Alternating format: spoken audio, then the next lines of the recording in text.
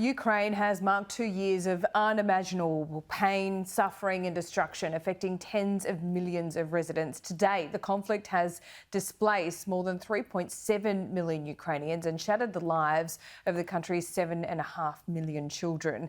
World Vision CEO Daniel Wordsworth is in Ukraine at the moment. He's travelled through Kyiv, meeting women and children who are not only fleeing war but escaping domestic violence. He joins me live now from Dnipro, a city in central Ukraine where he's continuing to support those hit hardest by the conflict.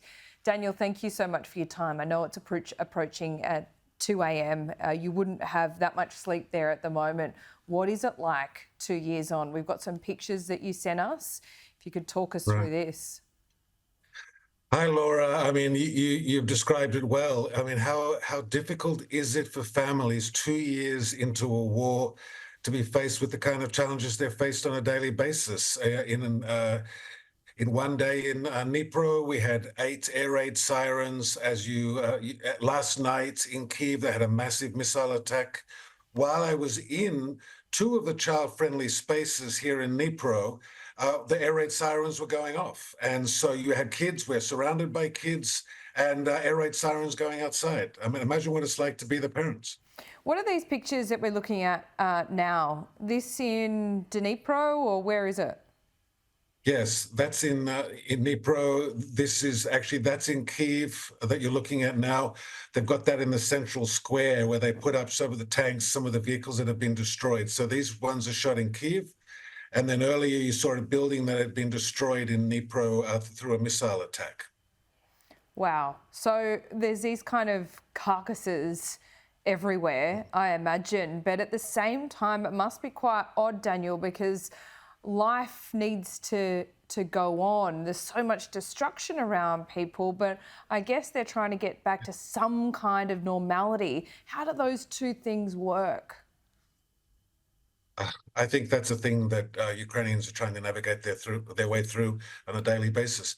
I was here 2 years ago, and I was in Kyiv 2 years ago, right after the invasion started. The city was like a ghost town. Lights are off at night.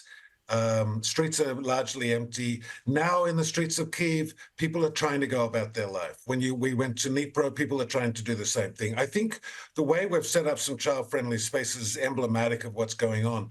So we have found one child-friendly space that we've created, and it's actually underground. And so the kids can be in there, they can be playing in a child-friendly space where getting kids back into a kind of normal life. It looks a little bit like a kindergarten. We're bringing in kids, though, of all ages. They come in and they play, they do art, but they also engage in therapy and various forms of social work. And then in the rooms next door, you have basically group therapy for the mums and talking to them about how do you look after your kids in this kind of environment. So you have a play space in a bunker, the alarm going off outside, kids still there smiling, playing and trying to just be kids. Yeah, wow. Kids have a certain resilience about them that remind you what life is all about, don't they? But I imagine, and we've talked about this before, Daniel, but that there are lasting effects on children from the atrocities of war that stay with them for their whole lives. It does. Children respond differently than adults do in a crisis like this. You know, the adults get very caught up in the early days by the event itself.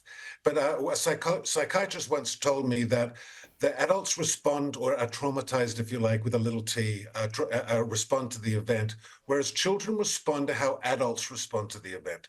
So what you're looking at right now is a house that's there for women and kids that have lost their homes, but also women that have experienced domestic abuse.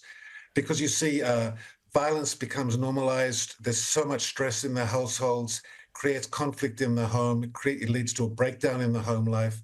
And so what happens for those kids over 2 years is the deterioration of relationship and connection is what it causes a real slowdown in their development. And so what you find in a lot of, actually that boy right there is hasn't spoken and doesn't speak and has a lot of trouble with his gross and fine motor skills. And so we have a therapist that works with that child in this classroom setting to help him sort of catch up on his development. And what is the view of Ukrainian families at the moment? Do they even allow themselves to think about how and when this might all end? I think they've stopped doing that. I think in the early 2 years ago, they talked that way. What I've noticed on this trip is that people are becoming much more resigned to this war going for a very, very long time. And so you've got families that have moved 2 or 3 times over the last 2 years, and they're grappling with the fact now that wherever they are, that may be the place they have to create a life, and that the war is not ending anytime soon. Thanks so much for your time, Daniel, and thank you for your work. We'll speak to you when you come home. Great. Thank you, Laura, as always.